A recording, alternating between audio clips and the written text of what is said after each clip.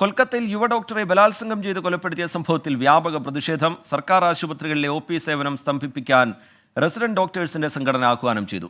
Medical കോളേജിൽ നിന്ന് രാജിവെച്ച പ്രിൻസിപ്പൽ സന്ദീപ് ഘോഷിന് പുനർനിയമനം നൽകാനുള്ള നീക്കത്തിലും പ്രതിഷേധം ശക്തമാണ്.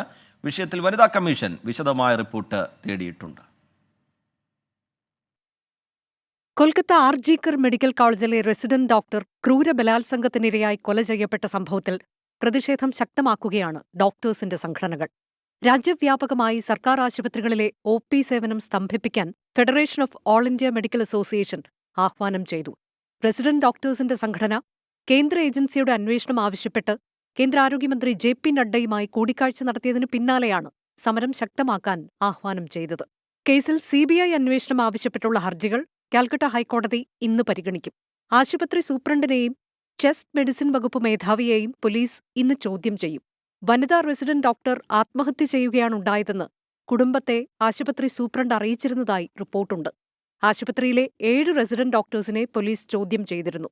പോലീസ് അന്വേഷണം ഞായറാഴ്ചയ്ക്കകം പൂർത്തിയായില്ലെങ്കിൽ കേസ് CBIക്ക് വിടുമെന്ന് കൊല്ലപ്പെട്ട വനിതാ ഡോക്ടറുടെ കുടുംബത്തിന് മുഖ്യമന്ത്രി മമതാ ബാനർജി ഉറപ്പ് നൽകിയിരുന്നു. ആർക്കേക്കർ മെഡിക്കൽ കോളേജിൽ നിന്ന് രാജിവെച്ച പ്രിൻസിപ്പൽ സന്ദീപ് ഘോഷിന് ഉടൻ കൊൽക്കത്ത നാഷണൽ മെഡിക്കൽ കോളേജ് പ്രിൻസിപ്പലായി നിയമനം നൽകിയത് വിവാദമായി. പ്രതിഷേധിച്ച് റെസിഡന്റ് ഡോക്ടേഴ്സ് പ്രിൻസിപ്പലിന്റെ മുറി താഴിട്ടു പൂട്ടി. 24 ഡൽഹി.